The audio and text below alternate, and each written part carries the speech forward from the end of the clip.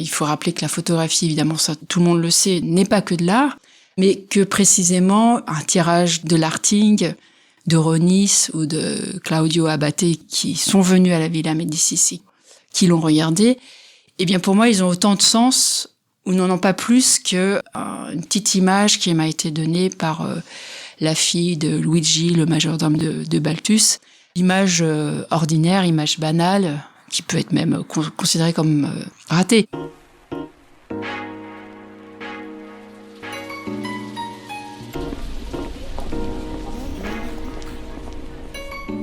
Bienvenue dans L'œil écoute, le podcast indépendant qui analyse notre rapport à l'image photographique et l'évolution du médium à l'heure de la suprématie du numérique et du digital.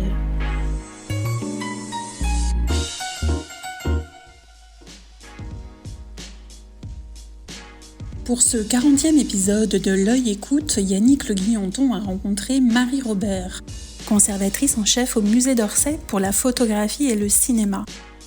Elle évoque avec lui sa résidence de recherche à la Villa Médicis à Rome en 2023, un lieu chargé d'histoire et de fantômes, siège de l'Académie de France depuis 1803. Cette interview montre à quel point Marie Robert n'a de cesse de creuser en profondeur le médium photographique, d'en explorer tous les méandres, avec une réflexion qui entremêle photographie, société, histoire, politique, culture, genre, vie intime. Redécouvrir des artistes, leur rendre la place qu'ils méritent, mettre en perspective la continuité et les correspondances entre leurs œuvres, c'est la mission qu'elle s'est donnée dans ses recherches autour de ce qu'elle appelle son inventaire systématique et topographique, identifiant toutes les traces de la présence de la photographie au sein de la villa, à Rome et ailleurs, en véritable enquêtrice. On y croise pensionnaires et directeurs, personnalités de premier plan ou artistes méconnus, morts ou vivants, une circulation artistique au cœur de la mémoire d'un lieu tout entier consacré à l'art avec un grand A, dans ce qu'il a de plus noble, la création et sa transmission. Belle écoute. Bonjour Marie Robert. Bonjour Yannick. Vous êtes conservatrice en chef au musée d'Orsay pour la photographie et le cinéma. Vous avez assuré de nombreux commissariats d'exposition, dont Qui a peur des femmes photographes, Splendeur et misère, images de la prostitution, Jazz Power, ou encore Enfin le cinéma, art, images et spectacle en France, mais aussi dirigé par exemple avec Luce Lebar, une histoire mondiale des femmes photographes chez Textuel. Vos recherches portent notamment sur l'articulation entre la photographie, les sciences sociales, le politique et le genre. Alors en 2023, vous avez été résidente pendant 1 an à la Villa Médicis. En quelques mots, pourriez-vous nous expliquer quel est le chemin qui vous a mené à Rome ? Qu'est-ce que vous y cherchiez ? Alors j'ai candidaté à la Villa Médicis pour un projet de recherche qui me permettait en fait de prendre le temps de réfléchir à ce qu'était la photographie et aussi à ce qu'était ma vie à ce moment-là. Donc c'était un double mouvement d'exploration intellectuelle et personnelle. Et ce projet de recherche, il est né sur une boutade. C'est-à-dire que croisant le directeur de la Villa Médicis, Sam Sturze, lors d'une édition de la grande foire de photographie Paris Photo, je lui rappelais que j'avais écrit une petite notice sur Gabrielle Hébert dans mon livre coédité avec Luce Lebar. Gabrielle Hébert étant une photographe amateur de la fin du 19e siècle et épouse d'un des directeurs de la Villa Médicis. Et je lui rappelais donc le corpus très intéressant qu'elle avait réalisé lors de son long séjour à Rome. Et un peu sur un air de défi, il me dit ça serait intéressant de trouver aussi des photographies d'un autre directeur, en l'occurrence Balthus, ce peintre très important, qui a dirigé la Villa Médicis dans les années 1960. Voilà, donc je suis partie un peu challengée par cette idée et je me suis demandé s'il existait d'autres journaux en images tels que Gabrielle Hébert avait pu le réaliser, première chroniqueuse en fait de la Villa Médicis par la photographie. Puisque autant on peut avoir connaissance assez facilement de l'existence de correspondances, de directeurs, nombreuses d'entre elles ont été éditées, publiées. On connaît des récits de séjours, notamment par exemple de Hervé Guibert. On connaît des nombreuses représentations picturales de la Villa Médicis. Je pense par exemple au portrait de la fille d'Horace Vernet par lui-même dans les années 1837. Enfin, voilà, il y a foison de propositions dans le domaine du récit ou des beaux-arts, mais qu'en est-il du côté de la photographie, bien sûr. Alors justement, vous parliez de Sam Sturze, c'est Sam Sturze, ancien directeur des Rencontres d'Arles qui dirige ce lieu depuis 2020, ce qui souligne donc l'intérêt croissant pour la photographie aujourd'hui. D'un point de vue pratique, comment devient-on résident ? Pour ce faire, vous avez certainement déposé une candidature, un projet inspiré aussi de cette rencontre avec Sam Sturze à Paris Photo. Oui, absolument. En fait, aujourd'hui, il y a plusieurs modalités pour pouvoir séjourner sur un temps relativement long à la Villa Médicis. Il y a le concours des pensionnaires, issu d'une longue tradition de concours, et notamment du Grand Prix de Rome. Et puis, il y a la possibilité de mener des résidences. Mon chemin était un peu tortueux, singulier, puisque j'ai candidaté au concours des pensionnaires, justement sur un projet de recherche autour de la photographie à la Villa Médicis, la photographie de la Villa Médicis, et puis j'ai été recalée à l'oral. Mais j'ai eu cette chance inouïe, en fait, d'être rappelée par le directeur et ses équipes qui m'ont proposé une autre façon de travailler à la Villa Médicis, non pas en tant que pensionnaire, mais en tant que résidente. Mmh. Et il a eu l'idée géniale, en fait, de me proposer une mise à disposition de mon établissement auprès de la Villa Médicis. Donc j'y allais, non pas à titre personnel, mais en tant que représentante de mon musée, le musée d'Orsay, ce qui me permettait de combiner quand même mes obligations relatives à mes activités au musée d'Orsay et puis de mener cette recherche à la fois très personnelle et à la fois pour le compte de la Villa Médicis. Alors, quand on évoque la Villa Médicis, on pense à l'écrin que ce lieu constitue pour la création contemporaine. Cependant, il me semble que ce qui vous intéressait dans cette démarche, c'était plutôt de mettre en lumière les coulisses, une histoire moins officielle, moins protocolaire que celle à laquelle on pense. Oui, peut-être je me permets de rappeler un peu brièvement ce qu'est la Villa Médicis, parce que c'est un lieu de fantasme, peut-être un peu moins connu par certains de vos auditeurs. C'est un lieu qui héberge depuis 1803 l'Académie de France à Rome. En fait, l'Académie de France à Rome a été constituée sous l'impulsion de Colbert, le ministre des Finances de Louis XIV, il y a plus de 350 ans. Et l'Académie de France a été située dans différents endroits de Rome. Mais c'est effectivement au début du 19e siècle, presque au même moment que naît la photographie, qu'elle est hébergée donc sur la colline du Pincio à Rome. Et elle a pour mission à l'époque donc de former des artistes, sculpteurs et peintres, plus tard architectes, et qui reçoivent donc une pension du roi. Artistes qui vont rester au début 5 ans sur place, et ceci pour s'immerger évidemment dans un pays de beauté, d'histoire, et puis pour découvrir les maîtres anciens, l'Antiquité et la Renaissance. Oui, puisqu'on allait toujours voir du côté de l'Italie au niveau de la création française. C'était aussi le fameux grand tour. Tour.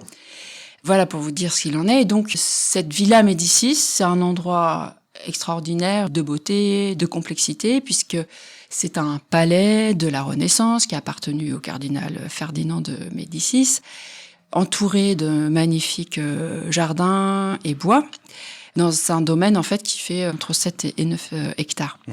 Et au cours du temps, donc cette institution, elle a évidemment évolué, ses missions ont évolué.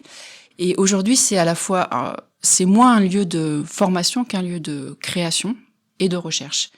C'est aussi un lieu avec un patrimoine immobilier exceptionnel et de plus en plus un espace de rencontre de toutes les expressions artistiques et intellectuelles, un lieu d'exposition, de spectacles, de conférences, de festivals, mais aussi de discussions plus improvisées autour des tables de la cantine ou des rencontres impromptu. Donc c'est un lieu où se rencontrent non seulement les pensionnaires et les résidents, qui sont aujourd'hui quasiment une centaine chaque année, mais également leurs familles, puisque les conjoints et les enfants sont invités à résider avec ces chercheurs ou ces artistes. C'est aussi le lieu où viennent les visiteurs romains ou touristes, où viennent des artistes pour une représentation, etc.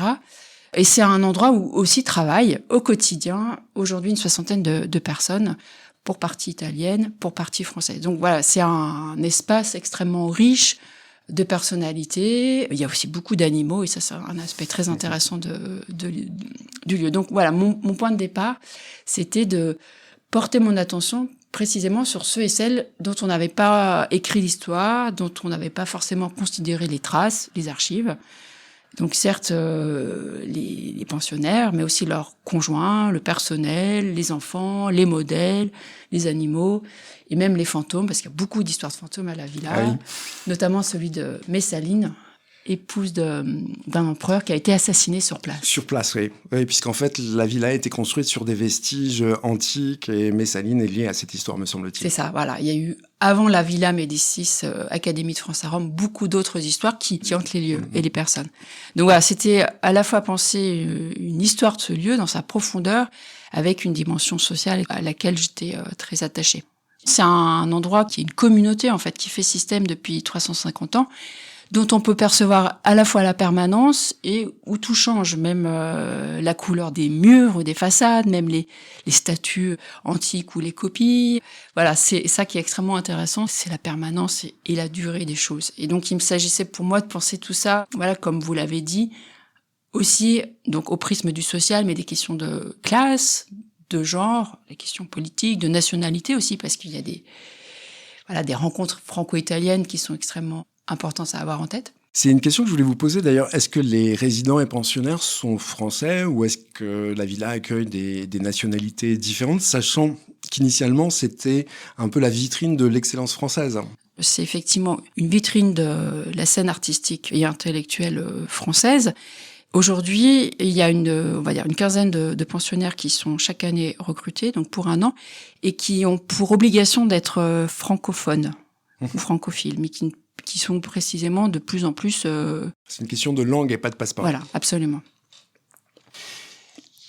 Alors Marie, il existe des liens forts entre la Villa Médicis et le musée d'Orsay, où nous sommes, puisque quelques personnages illustres y ont étudié avant de diriger le musée d'Orsay. Dans l'histoire contemporaine, je pense à Henri Loiret, Guy Cocheval et Christophe Le Ribaud. D'autres voient aujourd'hui leurs œuvres exposées à Orsay alors qu'ils étaient pensionnaires, Ingres, Carpeaux, Flandrin. Cela doit être émouvant pour vous de mettre vos pas dans les leurs, de prolonger un peu cette histoire. C'est très émouvant. J'ai notamment été très surprise et touchée on va y venir, mais de trouver des photographies de Guy Cocheval, cet homme qui donc était pensionnaire historien de l'art et qui est devenu directeur du musée d'Orsay quelques années après son séjour à la villa et qui, en plus, à qui je dois d'être recruté au musée d'Orsay. Et donc, oui, ça touche votre histoire aussi, votre histoire personnelle. Absolument. C'est ça qui est aussi bouleversant dans ce lieu, c'est qu'on fait partie aussi de son histoire très vite. Et donc, voilà, j'ai trouvé des films tournés par Ange Leccia, par exemple, ou des photographies réalisées par le sculpteur Henri Foucault de Guy Cocheval, alors tout jeune historien, plein de fougue, très beau, très très joueur aussi, qui s'amuse, qui se met en scène dans son bureau avec un fer à repasser, par exemple. J'ai trouvé des photographies de Christophe Le Ribaud. Ce qui est très touchant, c'est de voir aussi les personnes qui ont pris aussi de l'âge et du prestige et de l'ampleur dans leur jeunesse et avant qu'elles ne deviennent sérieuses. Et c'est quelque chose de très fort à la Villa Médicis, c'est qu'on voit aussi l'envers des choses ou la dimension évidemment plus privée, plus intime des personnes. Je suis évidemment émue d'avoir trouvé d'autres traces d'artistes qui sont aujourd'hui, qui relèvent du musée d'Orsay. Et d'ailleurs, le musée d'Orsay a permis, lorsqu'il a ouvert ses portes en 1986, de les réhabiliter ou de les redécouvrir, comme des architectes comme Normand, qui a été justement l'un des premiers photographes, Charles Garnier, il y a eu des sculpteurs comme Carpeaux, Gardet, des peintres comme Ernest Hébert, donc l'époux de Gabrielle, Maurice Denis, qui n'a pas été pensionnaire, mais par exemple a séjourné à la Villa Médicis et a réalisé des très belles représentations de la fameuse vasque de Corot qui est devant la villa. Et puis il y a en fait aussi beaucoup d'artistes du XIXe siècle, musiciens. Qui sont passés, Gounod, Debussy, Émile Zola, Sarah Bernard, enfin voilà. Donc évidemment, c'est très émouvant de mettre, mais pas dans les leurs, mais aussi finalement tous les artistes qui ont succédé. C'est un petit condensé de l'histoire de l'art en fait, la Villa Médicis aussi. C'est un condensé à la fois de l'histoire de l'art, de l'histoire culturelle, de l'histoire politique aussi, parce que la Villa Médicis, c'est un lieu de soft power où, en fait, la France est représentée au même titre que les 2 ambassades de France auprès de l'Italie et auprès du Vatican. La Villa Médicis joue un rôle extrêmement important en termes géostratégiques et il y a un nombre d'images photographiques ou filmées aussi très important, du passage du roi Victor Emmanuel III qui a précédé Mussolini, ou comme Charles de Gaulle, le général président de la République, comme bien plus tard François Hollande ou Emmanuel Macron. Donc c'est à la fois le lieu du politique, mais c'est aussi, comme vous l'avez dit, c'est l'art qui a mérité d'être reconnu par des instances légitimantes, comme d'abord l'Académie des Beaux-Arts, puis maintenant un jury autonome. Mais ça dit aussi quelque chose de l'art à chaque étape de notre histoire. Alors, pour revenir à votre sujet d'étude, concrètement, comment avez-vous procédé ? Existait-il déjà une archive classée quand vous vous êtes intéressé à ce sujet ?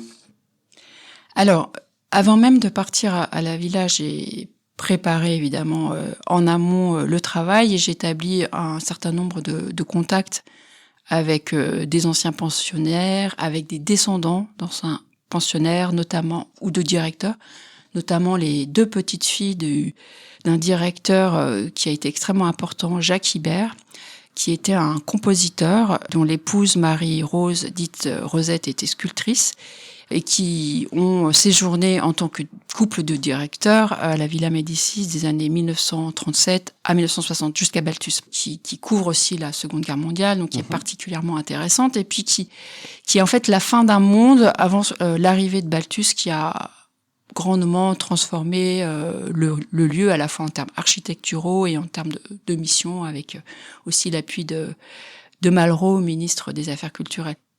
Une fois arrivé sur place, j'ai procédé à une sorte d'inventaire systématique, topographique, c'est-à-dire que je suis allée voir partout où pouvait se nicher la photographie, donc à la bibliothèque, dans les archives, à la photothèque, chez les architectes.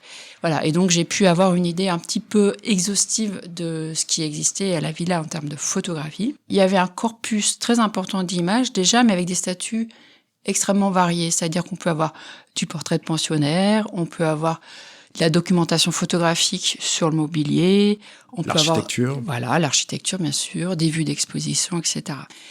Une fois cela fait, je suis allée voir ce qu'il y avait dans les autres lieux à Rome, donc les autres académies étrangères, les musées, le musée de Rome, des fondations diverses, et puis au fur et à mesure j'ai élargi à des collections publiques en Italie, mais aussi en France, qui regorgent en fait de témoignages visuels de la Villa Médicis, que ce soit l'École des Beaux-Arts, que ce soit le musée d'Orsay, le musée national d'art moderne, mais aussi des musées comme le musée des années 30 ou le musée Puech à Rodez. En fait, des traces de cette histoire, il y en a beaucoup dans les collections publiques.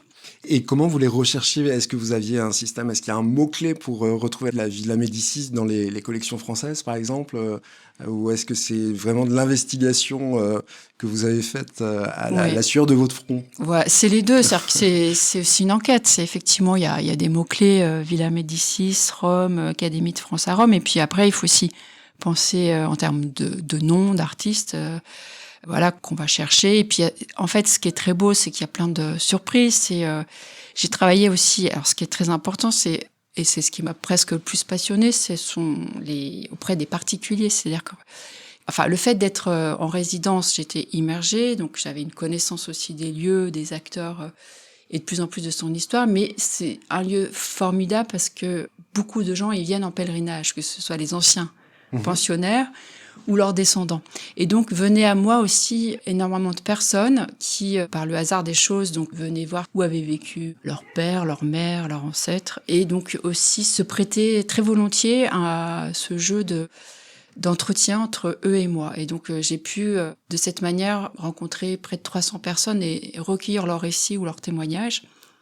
Oui, parce qu'on parle d'images jusqu'à présent, mais il y a aussi, ces témoignages, vous allez nous dire comment vous les avez récupérés. S'agissait-il c'est des entretiens audio que vous avez fait avec eux, c'est de l'écrit, comment ? Parce que ça, dans ce cas-là, l'image et le texte, ou le témoignage en tout cas, ne font qu'un. C'est véritablement pour pouvoir documenter ce qu'était la villa à telle ou telle période. Ma recherche, en fait, elle a aussi évolué. C'est-à-dire qu'au début, je m'intéressais vraiment à la villa comme personnage, avec la photographie comme support, en fait, d'exploration. Et les choses se sont retournées. C'est-à-dire que je me suis dit que ce qui m'intéressait et ce qui était aussi de l'ordre de mon domaine de compétence, c'était vraiment la question de la photographie. Pourquoi est-ce qu'on photographie ou filme dans ce lieu extraordinaire? Et qu'est-ce que ça suscite comme récit, en fait? Mais ce lieu peut être aussi parfois un décor, Absolument. sachant Ouais, qu'en ouais, fait, ce qui est photographié, c'est une scène particulière, un concert, une rencontre. Il peut être aussi parfois anecdotique, j'imagine, dans vos recherches. Effectivement, ça peut être un décor, ou même c'est un endroit qu'on ne voit pas, mais en tout cas, c'est le support de moments de grande intensité, notamment parce que c'est un lieu total, comme une prison, un hôpital, un couvent, c'est-à-dire que on y vit, on y crée, on y dort, on y travaille, on y meurt aussi, on s'y marie. Et c'est un lieu dans lequel, bon, d'abord, comme je vous l'ai dit, de toute beauté, avec une charge historique très forte, mais c'est aussi un lieu clos, à la fois dans l'espace et dans sa temporalité. C'est que pour la plupart des personnes qui y séjournent, il y a une forme de compte à rebours qui s'y joue. Le pensionnaire, le résident, même aussi le directeur, savent qu'ils ne sont là que pour un temps. Donc en fait, c'est aussi un condensé de l'existence. Donc on y vit avec une très grande intensité. Ce qui explique probablement pourquoi aussi on a un appareil, on appuie sur le bouton. Et oui, pour immortaliser un peu ce bonheur ou cette prison dorée, comme vous nous la présentez. Voilà, il y a plusieurs aspects, effectivement. Je pense que c'est à la fois, il y a une vocation mémoriale de la photographie, garder un souvenir, garder des traces, mais aussi marquer même, je crois, sa propre joie d'être là, dans le fait de cadrer, de photographier, quitte à ce qu'on ne regarde jamais après les photographies. J'ai rencontré donc toutes ces personnes sur un mode un peu épidémiologique, c'est-à-dire que telle personne rencontrée me proposait ou me donnait un autre contact ou m'aidait à circuler. Donc, j'avais pas une stratégie très rigoureuse, mais ça m'a permis de rencontrer à la fois des anciens directeurs du lieu, comme Éric de Chassey, Bruno Racine ou Frédéric Mitterrand, des artistes qui utilisent la photographie dans leur pratique artistique, comme Angela Chia ou Alain Fleischer, des artistes aussi qui ont tenu une sorte de journal en images à titre très personnel, comme Jean-Michel Otoniel. Des artistes qui ont fait la photographie pour se souvenir de cet endroit, comme les Poirier, comme un binôme extraordinaire issu du graffiti, c'est Lek et Sowat, qui ont fait des milliers et des milliers d'images et les ont ensuite montées en film. Et puis, au dehors des artistes, il y avait des historiens, et notamment une figure très intéressante dans l'histoire de l'art aujourd'hui, c'est Bruno Schoenig, ce grand spécialiste de Géricault, qui m'a ouvert ses cartons et il avait plusieurs milliers d'images qu'il n'avait jamais montrées. Et il me dit, à l'époque, donc dans les années 92, il a fait la photographie comme ça de manière très compulsive, obsessionnelle, déjà avec l'idée qu'il allait faire histoire. Donc il gardait ces images avec l'espoir qu'un jour, elles allaient être un matériau utile à l'historien. Quelque part, notre rencontre, elle a permis aussi d'actualiser cette démarche. Et puis, les photographes ne sont arrivés en tant que tels, comme pensionnaires, que dans les années 1980. Bien sûr. Voilà. Bien sûr, puisque je parlais avec Sam Sturze du fait que la photographie soit sur le devant de la scène en ce moment. Mais bien évidemment, quand vous nous parliez des académies qui étaient représentées à la Villa lors de sa création, la photographie, déjà d'une part, n'existait pas, mais elle est arrivée, comme vous le dites, bien plus tard. Très très tard, en effet, après les historiens de l'art, après même le cinéma, et les premiers photographes donc que j'ai rencontrés en tant que pensionnaire, c'est Bernard Richebé, Gaston, c'est Antoine Poupel, François Delebecq. Les uns sont plutôt avec une fibre de reporter et les autres plutôt avec une fibre plasticienne. Ouais. Et donc c'est extrêmement intéressant aussi de s'intéresser à ce moment-là charnière où aussi la photographie s'institutionnalise en France, notamment à travers les grands musées nationaux qui font la part belle à la photographie, comme le musée d'Orsay ou le musée national d'art moderne. On a compris que vous avez travaillé à la fois avec les vivants, mais aussi sur les morts. Et finalement, quel est le résultat de ces recherches couvrant plus de 180 ans d'histoire? Est-ce que pour vous, c'est plutôt une grande fresque historique d'une enclave artistique française à l'étranger, ou un album adossé à une maison de famille? Vous présentiez d'ailleurs la villa comme un personnage qui pourrait même appartenir à cette famille. Alors, je vais répondre dans le sens inverse. C'est-à-dire que je pense qu'effectivement, le résultat, c'est d'abord donc un album de famille qui s'intitule l'album de la villa, qui est donc un site participatif, une plateforme disponible sur le site internet de la Villa Médicis. Ça, c'est ce qui existe aujourd'hui, c'est ce qu'on peut d'ores et déjà voir sur le net. Absolument, l'explorer dans tous les sens, de manière chronologique, thématique, avec les noms, voilà. Donc, il s'y trouve aujourd'hui 3500 images, à peu près. C'est comme un album de famille, la Grande Familia, comme on dit en italien. C'est très loin d'être exhaustif. Ça ne dit pas du tout de la villa. Ça ne montre pas toute la villa, mais comme dans un album, les personnes qui ont participé à ce projet ont montré les images qu'ils avaient envie de montrer. Des images d'eux, des images de leurs proches, des images de leurs amis, en fait. Donc, c'est aussi très évocateur de ce que c'est qu'un album, c'est-à-dire que ce sont souvent les moments heureux, les moments intenses. C'est aussi performatif, c'est-à-dire que c'est des images qui disent qui fait partie de mon groupe ou de ma tribu, qui n'en fait pas partie. Et puis, ce qui est intéressant avec cet album, c'est qu'il est aussi, il y a la possibilité de le légender, de décrire les images ou d'expliquer pourquoi on la dépose, ce qu'elle suscite en soi, etc. Donc, c'est un album de famille qui, en fait, pour les historiens et pour les artistes, est une ressource, à mon avis, extrêmement intéressante pour écrire à la fois une histoire des relations franco-italiennes, une histoire du lieu, mais aussi une histoire des scénographies, une histoire des corps, de la couleur. Enfin, je pense qu'il y a beaucoup de tiroirs à ouvrir. Et puis, l'autre résultat, c'est, de mon côté, donc ma recherche à moi, m'a permis finalement de collecter peut-être 5 à 10 fois plus d'images que celles qui sont sur cette plateforme. Donc, vous nous disiez que sur le site internet, on pouvait en voir autour de 3000, c'est ça ? Aujourd'hui, c'est ça, voilà. De mon côté, c'est une collection mentale, celle d'une chercheuse, hein, comme souvent, c'est-à-dire donc je les ai repérés virtuellement avec ses écrits, ses témoignages. Et au final, ce corpus-là que je suis en train encore d'explorer me permet, je crois, de pouvoir écrire une autre histoire de la photographie à partir de ce personnage qu'est la villa, mythe, fantasme, mais aussi une réalité, comme je vous l'ai dit, où il se passe des choses très concrètes. C'est une autre histoire parce que toutes ces images, elles permettent de contenir des histoires de la photographie un peu classiques, c'est-à-dire une histoire technique, une histoire des auteurs, des mouvements, une histoire même politique ou intersectionnelle de la photographie, puisque ce qui est aussi extrêmement intéressant, c'est que dès 1840, il y a des images de la villa qui sont réalisées à la Villa Médicis. Oui, il faut rappeler que le procédé photographique, c'est 1839, la date officielle que l'on en trouve France, partout. La grande annonce de la naissance, de l'invention de la photographie par Arago, c'est 1839. Et tout de suite, la Villa Médicis est un lieu où l'on fait de la photographie, dans l'effervescence que produit cette naissance en France, en Grande-Bretagne et aussi, dit-on, au Brésil, avec Hercule Laurence. Finalement, peut-être que l'Italie, Rome et plus précisément la Villa Médicis sont aussi l'un des berceaux de la photographie. Et donc, voilà, ce que je m'attelle à faire, c'est d'écrire une autre histoire, une histoire sentimentale de la photographie, puisque ce qui m'a vraiment frappée, c'est que à chaque fois que je m'entretenais avec les personnes au sujet de leur pratique de l'image, c'est à quel point très vite on s'est mis à me raconter des choses profondément intimes. Et là aussi, peut-être que votre expérience au Musée des Arts et Traditions Populaires vous a conduit à envisager les choses sous un prisme différent.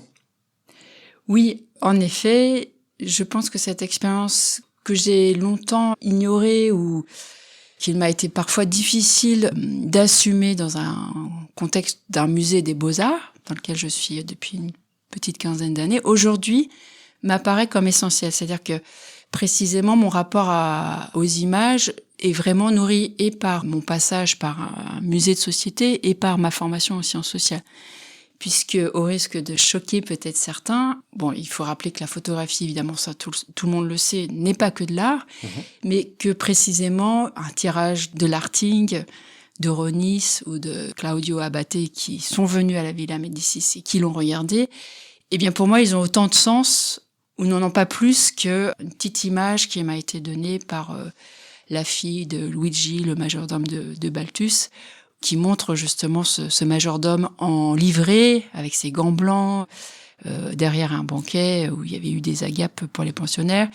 Image ordinaire, image banale, qui peut être même considérée comme ratée. Mais je pense que cette première formation dans un musée de société m'a permis de considérer ces images dites pauvres et aussi de conscientiser le fait que l'histoire de l'art, elle a été faite sur des arguments d'autorité, avec la figure de l'auteur, du génie, du beau, et qu'on sait bien que tout ça, dans le temps, doit être régulièrement déconstruit. Et la photographie, bien évidemment, n'a pas échappé à la règle, puisqu'on a repris les mêmes étalons que pour la sculpture, la peinture ou la musique, peut-être, pour la photographie.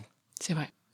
Alors, par ailleurs, je vais quand même vous poser la question, est-ce que vous avez découvert quelques perles? Alors, je sais pas, peut-être puisque vous êtes spécialisé aussi dans le 19e siècle, un nouveau Gustave Le Gray, une nouvelle Margaret Cameron, par exemple. Si je vous disais ça, en fait, ça viendrait en contradiction avec la réponse que je vous ai apportée.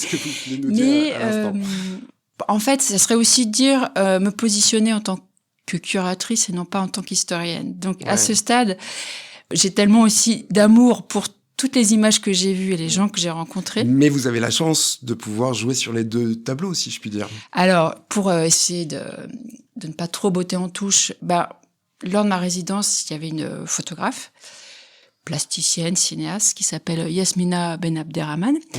Et justement, l'intérêt de cette résidence aussi, c'est que ça m'a fait vraiment toucher du doigt ce que c'est que la création au quotidien, au long cours, dans sa réalité, dans sa dimension concrète, puisque nous étions voisines. Il y avait juste un magnifique jardin parsemé de marguerites qui nous séparait. Et dans le fond, c'est ça aussi l'intérêt de ce lieu, c'est de se faire se rencontrer des pratiques, des sensibilités, des âges aussi très différents, et d'aller voir son père, son camarade, fait et comment il se confronte à l'exercice de la création, de la recherche. Et là, vous mettez en avant aussi un point intéressant, c'est qu'il ne s'agit pas d'une rencontre à l'occasion d'un vernissage, mais qu'il s'agit d'une rencontre sur la durée, donc peut-être une visite d'atelier, des discussions, des choses plus informelles. C'est tout à fait juste, c'est effectivement la possibilité de rentrer dans l'atelier qui est souvent aussi le lieu de vie. Et donc notamment dans le cas de Yasmina, j'ai pu voir sur la durée son travail accroché au mur aussi, donc comment elle travaille, ce qu'elle rapportait, les collectes qu'elle faisait d'images à l'extérieur.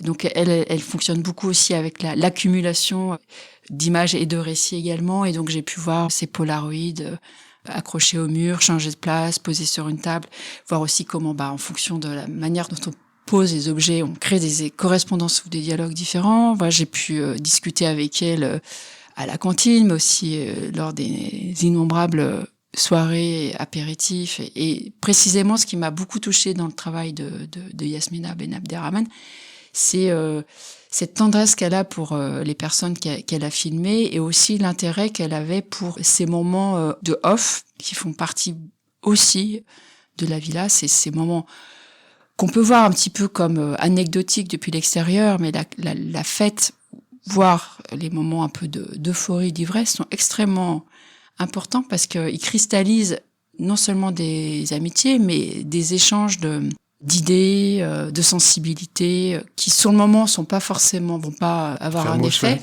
mais quelques années après, on se rend compte aussi avec le recul à quel point, il y a un écrivain, Yannick Enel, qui l'a beaucoup dit, à quel point la fête est un catalyseur de la création et de la pensée.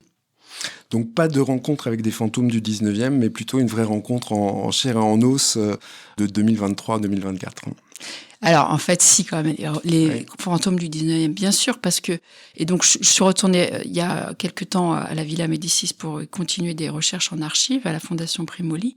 Et c'était très troublant à la fois de revenir dans ce lieu chargé de mes propres souvenirs et de mes propres photographies que j'ai réalisées, que j'ai jamais regardées, mais je me souviens encore du moment où j'appuyais sur mon iPhone pour immortaliser un moment particulier ou un endroit. Mais ce qui est aussi très troublant, c'est que à chaque endroit de ce lieu revenaient à moi des images que j'ai vues et qui m'ont nourri finalement. Ces 10 000 images qui sont dans ma tête, elles se remanifestaient aussi dans le processus de redécouverte de la Villa Médicis. Oui, c'est intéressant parce que c'est un lieu que vous vous êtes approprié à travers ces images aussi. Je me le suis approprié concrètement de visu et par mon corps, mais aussi Votre présence, à travers toutes ces images qui ont été faites avant moi par d'autres. Alors Marie, j'en parlais en introduction, on sait que vous êtes très attachée à la place des femmes photographes dans l'histoire de la photographie. Vous venez de nous en parler juste à l'instant avec cette jeune artiste contemporaine. Est-ce que vos recherches vous ont permis de découvrir des travaux, des photos, au-delà de celui de Gabrielle Hébert dont vous nous avez parlé tout à l'heure, qui font émerger un ou des regards féminins singuliers sur ce site ? Alors, je pense que je vais vous décevoir parce que, en fait, ça n'a pas été mon prisme de recherche du tout. Mais vous l'avez peut-être rencontré aussi oui, sans bien sûr. l'attendre. Mais alors, déjà, il faut rappeler que la Villa Médicis a longtemps été fermée aux femmes en tant que créatrices. Je crois que c'est à partir du début du XXe siècle qu'elles sont devenues pensionnaires ou résidentes. Voilà. La première, c'est Lucienne Heuvelmans, qui était une sculptrice, qui a eu le Grand Prix de sculpture en 1911, suivie par quelques femmes dont vous connaissez peut-être le nom, Odette Pauvert, notamment, qui était une peintre, ou Lily Boulanger, compositrice. Donc, longtemps, c'est un phalanstère masculin en ce qui concerne les artistes. Mais il y avait quand même beaucoup de femmes. Et oui, puisque Gabrielle Hébert n'était pas elle-même artiste. Elle faisait de la photographie en amateur. Voilà. Éclairée, peut-être. Elle y était parce qu'elle était l'épouse du directeur. Alors, les pensionnaires n'avaient pas le droit d'être mariés. Ils devaient rester célibataires jusqu'au début du XXe siècle. En revanche, le directeur donc était accompagné tantôt de son épouse, tantôt de sa mère, par exemple dans le cas d'Ernest Hébert. Et puis, il y avait du personnel, des femmes de chambre, des blanchisseuses et aussi des modèles féminins qui venaient très régulièrement à la villa. Donc, contrairement peut-être à ce qu'on peut imaginer, c'est un lieu qui a été quand même mixte. Mais voilà, il a fallu du temps pour que les femmes aient leur légitimité en tant qu'artistes pour arriver à la Villa Médicis. Mais par ailleurs, au cours de mes recherches, et ça m'a réjoui, j'ai découvert des femmes photographes majeures dès tout début de la photographie, qui sont venues à la Villa Médicis, notamment Amélie Guillot-Saillez, qui a été très tôt exposée en France à l'exposition universelle et dans les salons de photographie, avec un malentendu parce qu'on pensait que c'était son mari qui signait ses photographies.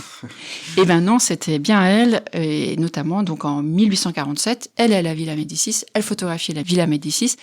Et je suis d'autant plus certaine que c'est elle, parce que non seulement c'est signé par elle, mais en plus la personne qui est photographiée sous la loggia, c'est son mari. Donc il n'y a pas de doute, c'est une femme photographe qui fait cette image. Voilà. Et donc ma recherche m'a permis de découvrir le passage aussi de Martha St. John, une Anglaise qui en 1856, elle aussi photographie la villa. Donc c'est une façon aussi de reconsidérer ce que l'on fait depuis quelques années, c'est la contribution énorme, majeure, sans appel, des femmes à l'histoire de la photographie, donc, dès les débuts. Peut-être plutôt des redécouvertes, des confirmations qu'une véritable découverte sur une femme photographe, que vous ne connaissiez pas, une inconnue. Ah bah il y a beaucoup, parce qu'il y a eu beaucoup de personnes qui sont passées par là, femmes et hommes. Peut-être que j'ai beaucoup aimé le travail d'Émilie D'Annunzio James, qui a été pensionnaire photographe, je pense il y a, je voudrais pas dire d'erreur, mais une vingtaine d'années, et qui a vraiment beaucoup réfléchi sur sa pratique photographique avec la villa, en fait. Et j'aimerais vraiment aussi mettre en valeur son travail, d'autant plus qu'elle est extrêmement intéressante, cette personne, mais non pas à titre de femme, mais puisqu'il faut parler des femmes, mais en tant que personne, c'est qu'elle est photographe, mais elle a une singularité physiologique, c'est qu'elle pense sans image, elle est aphantasique. Ah oui. Voilà. Donc c'est-à-dire ça correspond à si vous voulez, vous, j'imagine que vous pensez le monde où vous le représentez. On a une image mentale qui se crée sur des figurations. Oui, voilà. bien sûr. C'est pas le cas d'Émilie. D'accord. Ok. Et simplement pour terminer avec les femmes, une femme photographe importante qui est venue à la Villa Médicis, c'est Sophie Calle. Oui. Et ben Sophie Calle n'a jamais fait de photographie de cet endroit. Elle a un lien d'ailleurs aussi avec le musée d'Orsay, Sophie Calle, très très proche. Alors maintenant, vous êtes de retour à Paris depuis 1 an. Comment est-ce que vous allez prolonger cette expérience romaine ? Est-ce qu'il va y avoir une exposition ? Est-ce qu'il y a un livre en préparation ? Une exposition, je ne sais pas. Un livre en préparation, c'est certain. J'y travaille activement, intensément. Et puis, au-delà de ça, en fait, c'est presque un point de départ pour d'autres projets, notamment, je l'espère aussi pour le musée d'Orsay. En fait, si vous voulez, ça permet de réfléchir à ce qu'on peut faire avec un édifice, un lieu, et ses usages et ses pratiques. Et vous savez peut-être que le musée d'Orsay donc, a ouvert ses portes en 1986. Mais avant d'être un musée, ça a été une gare en 1900. Ça a été aussi un centre d'accueil pour les rapatriés d'Allemagne, les prisonniers de guerre, déportés et travailleurs volontaires. En avril 1945, c'est un endroit qui accueille plus de 100 000 personnes qui donc reviennent de la catastrophe et sur lequel on va faire une exposition là, au mois d'avril. Et puis ça a été un hôtel, ça a été une salle de vente, ça a été un lieu de repli aussi pour une troupe de théâtre.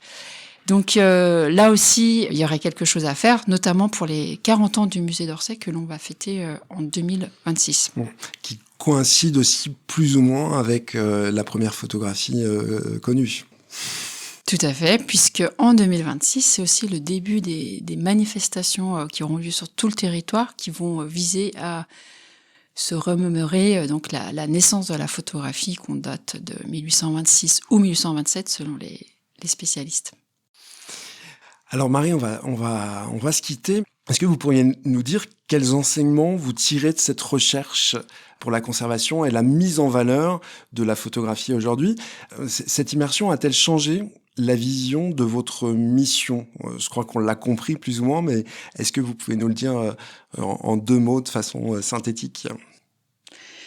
En fait, c'est la question la plus difficile que vous me posez. D'abord, je pense que j'ai eu une chance inouïe et je souhaiterais à chacun d'entre nous de pouvoir avoir ce temps-là dans sa vie pour réfléchir à son métier, au travail et au sens de la vie.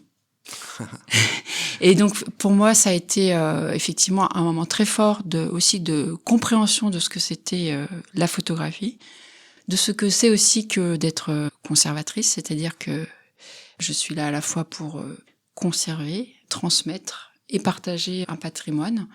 Donc ça a conforté ce désir de ce métier extraordinaire pour moi. Et c'est poser la question finalement aussi quand même de qu'est-ce qu'on fait de toutes ces images ? Est-ce qu'il faut les collecter toutes, les patrimonialiser, c'est-à-dire les conserver dans un lieu unique ?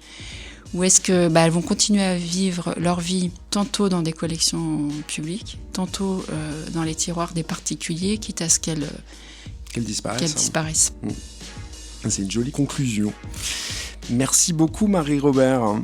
Merci à vous Yannick, merci beaucoup.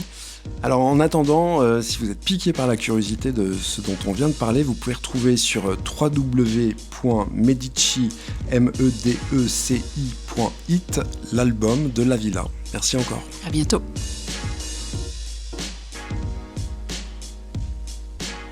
Merci de votre écoute. Comme d'habitude, n'hésitez pas à vous abonner ou à laisser des messages et des étoiles sur vos plateformes préférées. Je vous donne rendez-vous très bientôt avec Raphaël Nil qui évoquera ses cauchemars hollywoodiens dans un travail littéralement intitulé Hollywood Nightmares.